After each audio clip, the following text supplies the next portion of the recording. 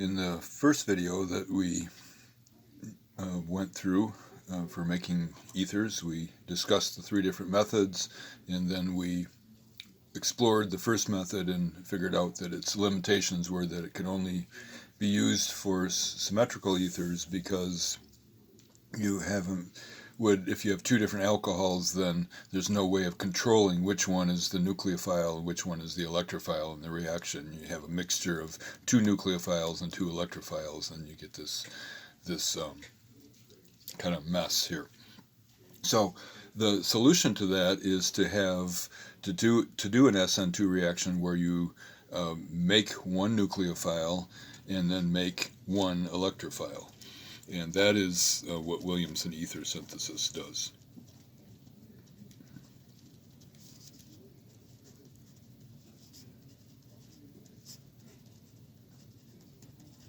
So you'll have, say you want to make an unsymmetrical ether where the two R groups are not the same as each other, then you can make that by having the nucleophile and the alkoxide, and then the electrophile being an alkyl halide. So the other R group has an alkyl halide, and you have this SN2 reaction, simple SN2, which you're well familiar with. Nucleophile comes in, kicks out the leaving group, and forms the ether, plus the leaving group that has left. So let's make then this ether here, this unsymmetrical ether by this method. We can pick one side to be the alkoxide, and that would be, we can pick either one, doesn't matter. So let's start out with the ethyl alcohol. So this ethyl alcohol, in order for it to be converted into the alkoxide, we have to pull off the hydrogen, and the hydrogen is not very acidic at all, and if we dump in sodium hydroxide, that's not enough. It's not basic enough to completely deprotonate it. We need a stronger base, and that strong base would be sodium hydride. And sodium hydride, positive sodium, hydrogen with a minus charge, this is the base that pulls off the hydrogen that gives the alkoxide. And then the counter ion here would be sodium ion. So you make the ethyl alkoxide, and then our electrophile is going to be the 3-carbon, 1, 2, 3, 3-carbon chain with a halogen leaving group on it. And here is our SN2 reaction. And we have our product that has an ethyl group and a propyl group on it.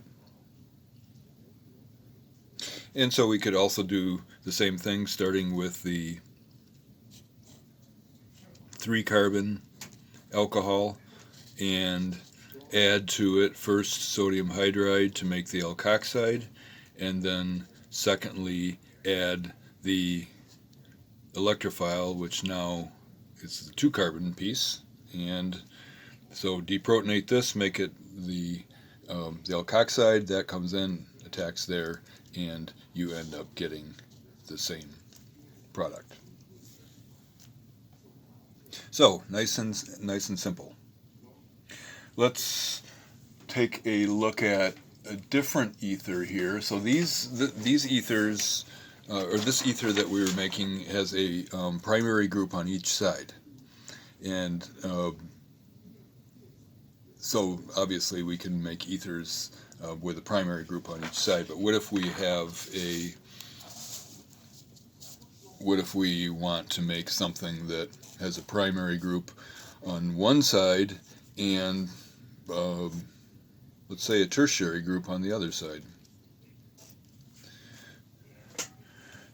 T-butyl space propyl space ether.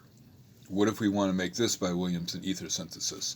Then we have to remember that this is an SN2 reaction, and our electrophile, the thing with the halogen on it, has to be primary.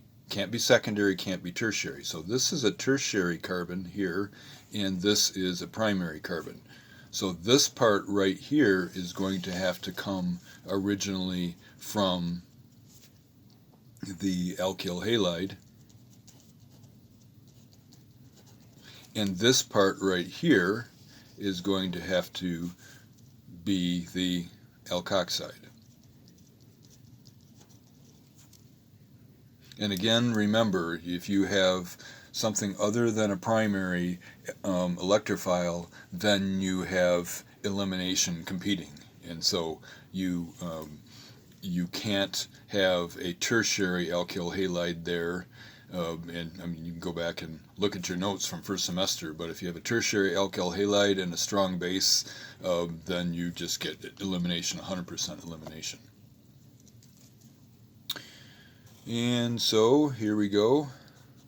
We can start out with a tertiary alcohol, add sodium hydride to deprotonate it to make the good nucleophile, and then in step number 2 we're going to actually do the SN2 reaction, and we'll have our leaving group there that could be a bromide leaving group or an iodide, and chlorides work as well, but they're actually much slower.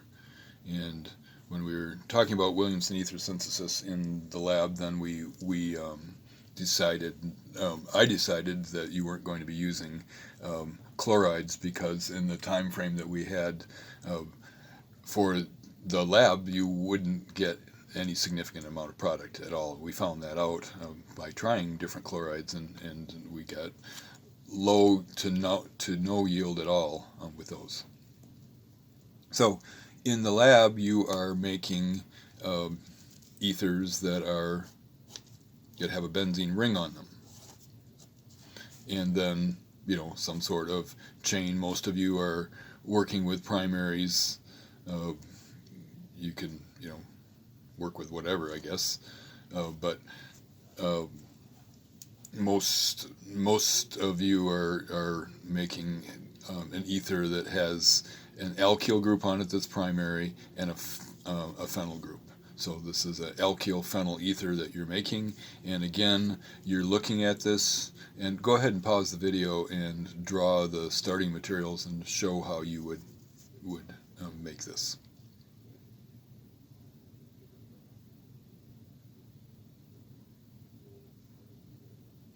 Okay, SN2 can't have the halogen here because this is a benzene ring, and you can't do SN2 on a benzene ring, but this is primary here. And so this part right here could come from the alkyl halide, and then this could come from the alcohol, but it's not an alcohol, it's actually a phenol, right? So we start out with benzene ring with an OH on it. It's a phenol, way more acidic than alcohols, so you can deprotonate it just using sodium hydroxide. And that's what you're doing in lab. And once you deprotonate it, then you're reacting it with the appropriate halide here. And so if I have a bromine attached to this first carbon, 2, 3, there.